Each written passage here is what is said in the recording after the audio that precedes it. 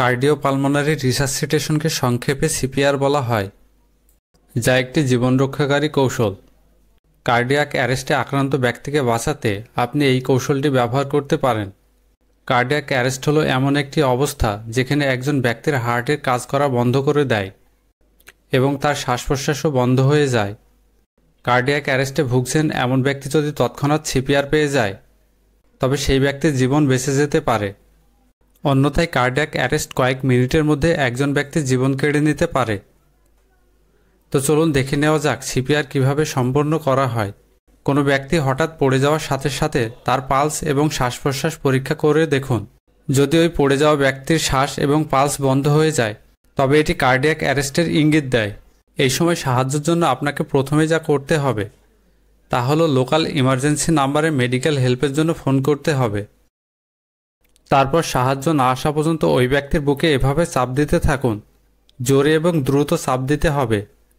এটি করার জন্য আপনার হাতের তালুটি ব্যক্তির বুকের মাঝখানে রাখুন।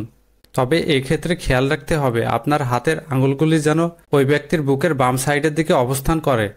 তারপর প্রথম হাতটির উপর দ্বিতীয় হাতটি দিয়ে জোরে চাপ দেওয়া শুরু করুন, ঠিক আমাদের হার্ট যেভাবে বিট দেয় সেই ছন্দের হারে। আসলে এখানে সিপিআর দিয়ে আপনি ওই ব্যক্তির হার্টের কাজ করতে সাহায্য করছেন। আপনি যখন বুকে চাপ দেবেন তখন ওই ব্যক্তির সমস্ত শরীরে রক্ত প্রবাহিত হতে থাকবে, ফলে ওই ব্যক্তির শরীর ও মস্তিষ্ক পুনরায় সজীব হতে শুরু করবে। এমত অবস্থায় আপনাকে প্রতি মিনিটে 100 বার বুকে চাপ দেওয়ার চেষ্টা করতে হবে। আর এই চাপ এতটা শক্তিশালী হওয়া উচিত যাতে করে আক্রান্ত ব্যক্তির বুক 5 ইঞ্চি পর্যন্ত দেবে যায়। তা না হলে মস্তিষ্কে রক্ত পৌঁছাতে পারবে না। আপনি প্রতি 30টি সিপিআর সম্পন্ন করার পরে 1 থেকে 2 বার এভাবে মাউথ টু মাউথ কৃত্রিম শ্বাসও দিতে পারেন। আর এটি করলে ওই ব্যক্তির বেঁচে থাকার সম্ভাবনা আরও বেড়ে যাবে। কিন্তু দুর্ভাগ্যবশত কার্ডিয়াক অ্যারেস্টে সাহায্যের অভাবে অনেক মানুষ মারা যায়।